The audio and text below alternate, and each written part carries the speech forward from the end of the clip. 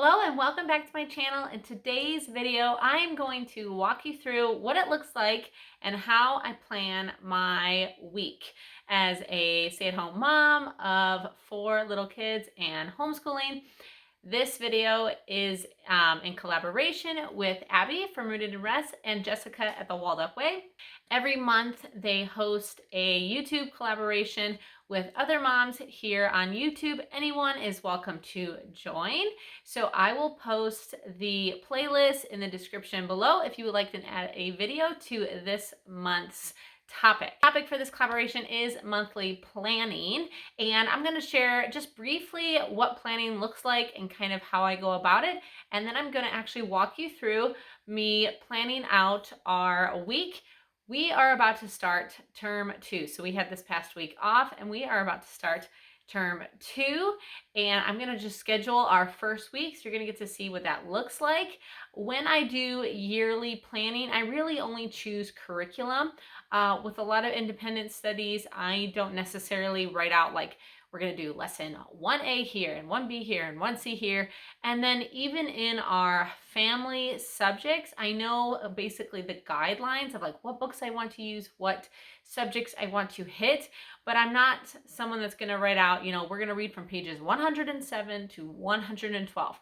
So I basically am like a middle ground planner. I like to plan. I feel like I'm very detail oriented or planner focused.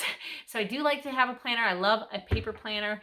I like to have it written out, but not so much where if we don't get it done, I'll feel derailed or like I failed or I didn't measure up or I didn't finish what I had planned for the day. I want to finish the day feeling good about what we accomplished. The planner that I use is from Anna Vance Paper Co. I will link her website down below. This is my second year using her planner. This year I just got her basic lesson planner and I really, really like it. It just has a year layout and then it has weekly blank lesson plans. And I will look and see which layout that I personally purchased, but we have used this since the end of August and I've really liked how it has worked. All right, let's get started with our weekly plan. So first I just put in our days of the week and what dates they are. This is just the way that I like to lay out my planner. That's where I'll put my to-do list, and then our day-to-day activities will go down below. So I have 3 categories: family subjects, my oldest daughter, and then my 7-year-old. And then underneath that, I will be putting our menu and our business activities. My husband and I are self-employed, and so I like to have a running list of deadlines and items that we need to get done. And then I like to just add a few colors and fun highlights in our calendar. I like to keep our master plan schedule laminated here. As you can see, I shared that in our family curriculum, and I also laminate our different terms just to help me keep track, because even on a week to week basis, I have a hard time keeping track of what days we're supposed to do what. And so I like to have my master list, and it really helps me follow along. Here I am writing out my oldest's independent work. As you can see, I don't write specifically what math or what reading or writing. I do not nickel and dime our day like that. We have the books that they're going through. We just read an appropriate amount. We write an appropriate amount.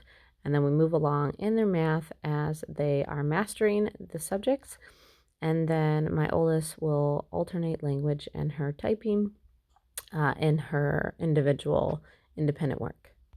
Now I'm writing out our family subjects, and this is where that master guide really comes in handy, just because some of it I remember and some of it I just don't. Now our plans look a little different for the next 6 weeks because we are going to be doing some 5-in-a-row activities, holiday crafts and fun, Thanksgiving festivities, all of that. And then back when we start in January, we'll kick off back into our typical Charlotte Mason Ambleside curriculum, but a few things we will be letting go during this holiday season.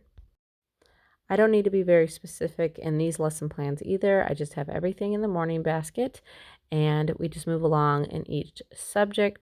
So I'll just look at this in the morning and see what I need to grab out of our morning basket, and then we'll get started. 5 in a row is new to us. We have only done one 5 in a row mini unit, which we did last year during our bird study, and it was a lot of fun. So this year we will be doing 3 in the next 6 weeks. First one we're kicking off this week. It's going to be on fry bread. And so when I did lesson planning, I went through the 5 in a row mini unit and chose what I wanted to do on which day, just so that I could, have somewhat of a plan and make sure I had the ingredients for any crafts or recipes that we'll be making. And I went ahead and printed any activity sheets that we also would need for this mini unit. Okay, so next I'm writing out our rotating breakfast, which we've been doing all semester, and that's worked really well.